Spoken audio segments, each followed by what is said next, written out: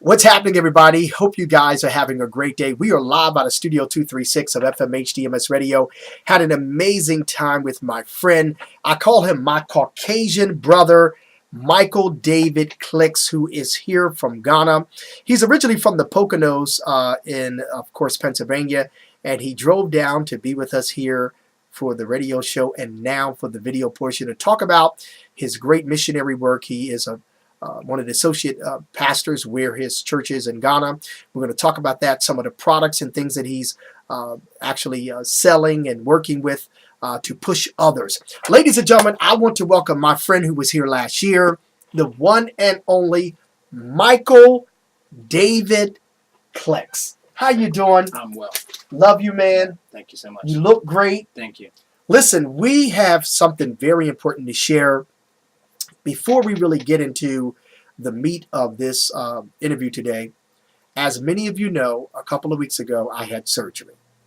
And I had my appendix taken out because it had a bad infection. I didn't even know that I had a bad infection on my appendix. And this brother shared with me that happened in January. That's right. That he had his appendix taken out too. My. Isn't that something? That is really something. We both have a testimony of faith and deliverance because we here now healed. Amen.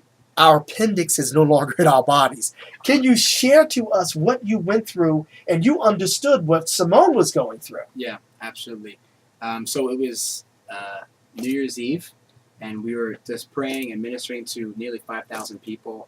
And this is in Ghana. In Ghana. Yes, right. And we're outside, and out of nowhere, from my chest all the way down to my waist, I just had this excruciating pain. My hand became numb. I couldn't even feel people when I was praying for them. I felt so lightheaded. I couldn't even stand. And I had no idea what was going on. I was praying for others and praying for myself at the same time. Finally, when I was done praying for people, after 1 hour, I went into a very dark, quiet place. And it's loud. 5,000 people outside. Oh, my goodness. Are you kidding? Absolutely. I thought maybe it was the noise, the lights. And I sat down in a AC room, just dark, quiet, and it got worse. And I spoke with someone, and I said, I'm not okay, and we need to leave now. It was just about New Year's. I had actually vomited, and that's when I said, I got to go to the hospital. I almost went home, took some pain medicine, and tried to sleep it off because we had service. Sure, absolutely. The next day was Sunday. Holiday too? It was a holiday, so there was no one around. So I went to the hospital. There was no physicians around, just the nurses. And they said, okay, we'll put you on an IV and see what's going on. After about 12 hours of being in the hospital, the physician finally came, and he said, he looked at me for like a few seconds, and he said, poked my stomach. He said, does that hurt? I said, yeah. He said, does that hurt? He said, God, for really hurts. He said, you have acute appendicitis. Wow. And we need to take out your appendix. And instantly my heart sank, and I felt so scared, honestly, because I've never gone through surgery. Sure. And being in a different country, I was just very nervous, not knowing what I was going to do. Exactly. And honestly, I was actually planning and saving up money. This is another testimony. I was actually saving up money to come and see my grandmother for Christmas that year. Wow. Because she was also very sick. Thank God she's better now. Thank you, Jesus. She's 81, and I thought, well, if I'm in another country, tomorrow's not promised. That's right. That's right. I thought maybe I was going to not see her, so I was saving up money underneath, secretly, and I was going to come surprise them on Christmas Eve, Christmas Day. But the church had asked me to stay. They begged me to stay. They said, we need you. I know that's right. They need you. Because there's so much going on. Can you stay? And I said, yes. Okay. So there was this money sitting there, and I said, okay, fine. And then when I got into the hospital, there's something, it clicked, and I said, if I didn't save this money, I would be in debt, and I wouldn't be able to pay for this. So that's another testimony. I'm in there, and I'm trying to figure out how I'm going to do this, and I realized God provided the money because I was saving money that I was earning from working at the church and other people supporting. And when I got to the point of going into surgery, I was just so scared, but I just was like, Lord, I know you're in control. That's right. I'm not God is in control of it. Any bad, Yeah. After effects and all those things. But the worst pain was actually when I was out of surgery.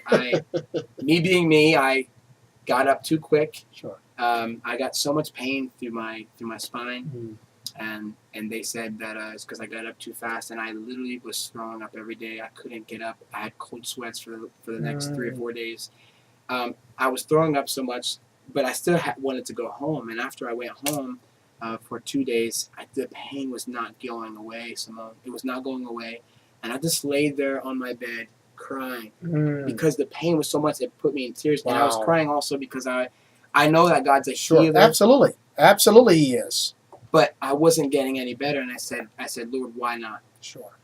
And this is what He told me. He said, I need to break you down in order so that I can use you.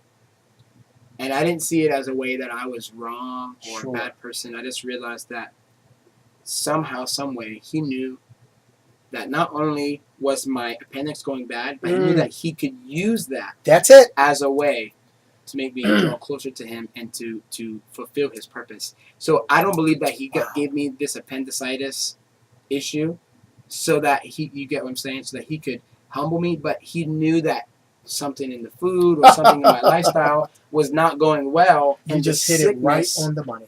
He said, I can use that. And I realized that. And when I realized that, I realized that I wasn't, didn't have to be angry at God. I just was in so much pain. I said, okay, Lord, I'm here. I woke up the next day. I stood up. I ate my first meal. I was nervous. And after a couple hours, I ate another meal, real small. Within 48 hours, I ate a huge breakfast. Look at God. Walking out in public for the first time in a week. And I've been fine since. And I knew that was God's testimony when He spoke. Unbelievable, folks. He had to have spoken to me. And honestly, I had to ask Him first. Yes. And then He responded and told me why. And then when I submitted, then my healing came. Yeah. And so it's been a huge testimony. I've not felt pain since. I mean, you know me. I've been telling you, I'm a sound engineer. Yes. I lift up heavy stuff, and I'm feeling good. What has turned out, we thought for our bad. That's right. Turned out for our good. He hit it on the point. God has spoken. He has spoken to me. Yeah. He has spoken to my friend Mykel. Yeah. And look at us. We both have been healed. Our appendix is gone. And you look folks, good. Thank you. Thank you so much. You look so good. 18 pounds I lost. Can y'all give me some credit? Do I look better? That's great, man. That's awesome. That God has a way through situations of speaking to you. And some of you know that are watching this far and near, and to all of you even that are watching this in Africa. That God has a way of speaking to you through illness, through setbacks and situations in your life. I actually feel better. And you feel better. That's right. That I did not know that he went through some of the same experience I had. We know this is God's doing for him to be here at this studio and talk about this. That's right. And I want all of you to be encouraged, no matter what your setbacks are. Many of you know I'm a cancer survivor. For 7 years, thank you, Father, Amen. I have been cancer-free. So remember that there are temporary setbacks in life, but never a permanent address. You can snatch back victory from any of the defeats. And talking about victory, we are here now. We're going to turn in this chapter. And I want you guys to watch 2 parts of this video. This is part 1 because we're going to do 2 parts. This young man, how old are you now? I'll be 29. When is your birthday? August 16th. It's coming up. And I'm going to pour into him. This young man is making a difference. How many of you have always desired, and maybe some of you have traveled the world, who wants to go to Africa? God has given him an assignment at this fabulous church, a mega church there, as an associate minister. He works wonderfully with youth, and we want you to tell them the name of the church and the assignment that God has called you to do in Ghana. Yeah, thank you. I'm part of Agape House New Testament Church. It's located in East Legon, Accra, and you guys are always welcome to come by and see me there. In my first term, I was there doing campus ministry, reaching out to college students, and now with a gift that I have in music, God has been teaching me a lot more than I've been able to comprehend, but teaching me in so many ways about being a sound engineer. So I've been the sound engineer there at the church, along with my sound director, Steve, out there, and we do 6 services a week. Wow. And for about 3,200 people. Wow, look at And that. it's been 3,200 great. souls. And so from kids all the way up to adults, and it's just been a great opportunity for me. And I really believe that God has called me to go back. Mhm. I've done 2 years now, and I'll be going there, and I'll be staying there as long as God says so. Wonderful. Can you share, and maybe some of you who don't remember him from last year being here, how the Lord gave you that opportunity through your education Yeah. to open that door for you to go to Ghana? Because many people want to travel. Many people want to reach other nations. Yeah. Tell them how that happened for you. Yeah, so I studied at a Christian college, University of Valley Forge, and to graduate, I was supposed to go to a different nation as a way of kind of like an internship. And I was able to pick where I would go. So I went to Ghana and India by open doors that I knew was God from connections. I had Ghanaian roommates. I also had Indian roommates at college, and that's no coincidence. That's a Right. whole nother amazing story. And when I went to Ghana, I actually met these American missionaries who happen to be pastors, who happens to be the pastors of this church. And they've been in Ghana now for over 20 years, and they've been in Africa ministering for over 34 years. And so I met with them in 2014, but not to talk about, opportunities, just to talk about Jesus and missions. Absolutely. So I finished my final year of college, and I get this email around the end of the college term, saying from this man, this missionary pastor, and he said, "We feel through prayer that this is what God wants for you, and we have many opportunities. Would you like to, to come and join us, join our ministry? We're growing. We want you to come. And if you're interested, just tell me, and I'll be in America in May." Mm-hmm. And I was sitting on it for a long time, and I tried to be quiet about it. I didn't tell anyone. I was not really sure because, I wasn't hearing like this audible yes, even in my prayers. And so I was just kind of sitting on and waiting. When I met him, I felt so much peace. We basically had a two-hour conversation. Mm-hmm. And about 2 days later, I just sat on my bed. I said, "Lord, I don't need you just to speak a word. I just need you to give me peace. This is it." Yes. Instantly, I got peace. Tears. I'm an emotional guy, Sure. and I know that when tears come out of my face when I'm talking to the Lord, I know that it means something. That's right. And when he hit me with that, and I just became very emotional, I said, "I'm doing it.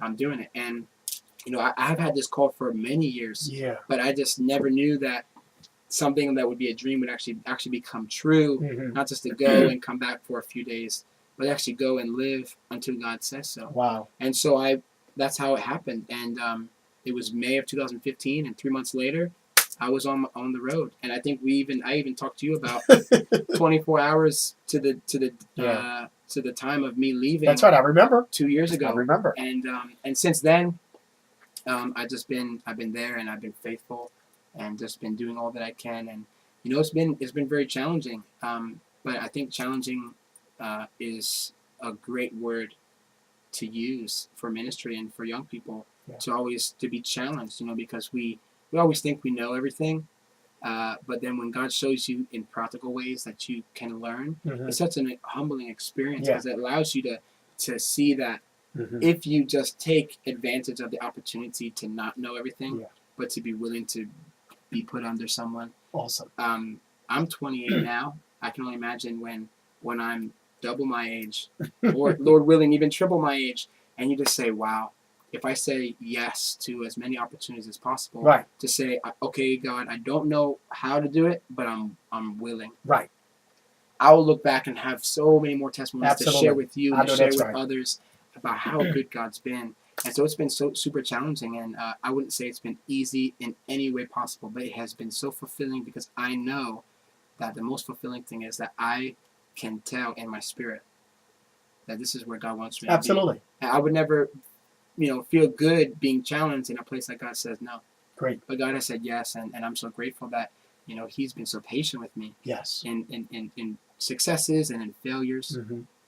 Ultimately, I just love Him for being my Father and just really keeping me safe. I mean, I would never imagine I would even have my first surgery, let alone go through such a pain like That's I right. did in a different country, but God has just kept me, and those are Thank just you, some Jesus. great testimonies to Yeah. show that I'm still just on the beginning journey. Yeah, things birth out of pain. Real quick before we go to part 2, and I want you guys to definitely share this with your family and friends. It's always fresh and first out of Studio 236. This is up close and personal with my friend Mykel David Klix. How receptive are the people of the gospel there, and how receptive are they of you? They just have to love him. Look at this outfit. Look at his look. I know that they're pleased with what God is doing with you. Share that real quick before we go to part 2. Yeah, so Ghana is mostly a Christian nation, but I do believe that a lot of the young people, the millennials, they have really been influenced by social media a lot, and the young people really need Christ, and I believe that they have a really special opportunity that I think in America we maybe have felt that we've closed that off to them. I think we still have hope for young people, even those in their 20s in Ghana. The nation is only 60 years old. It actually became 60 years old from being colonized by Great Britain in just 60 years ago. And I just think when you look at how young people are and how young the nation is, there's such growth. And I feel like there's a lot of young people who are really open and ready to receive the gospel, but people need to really give it to them like they need it, and not the way that the previous generation Gotcha. gave it. I see truth in previous generations, but what I see is a lot of forced, teaching, and I think that they just need to have someone who's real.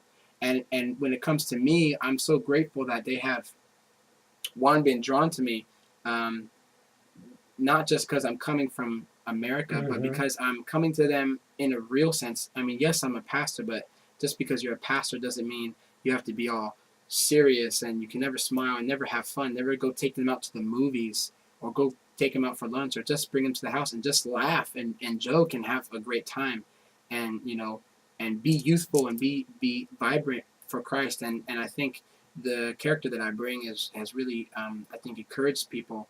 And I've even had people spoke to me and said, I just like the way you dress. Absolutely. And even just the way I dress is just in the sense, sometimes it's a jean and t-shirts. And the t-shirt and jeans is just a way to show them that, he's a real person. That's right. But who is honored and respected as a minister. So I don't have to feel so much pressure to put on a tie, because if I don't put on a tie, Right. then they don't respect me.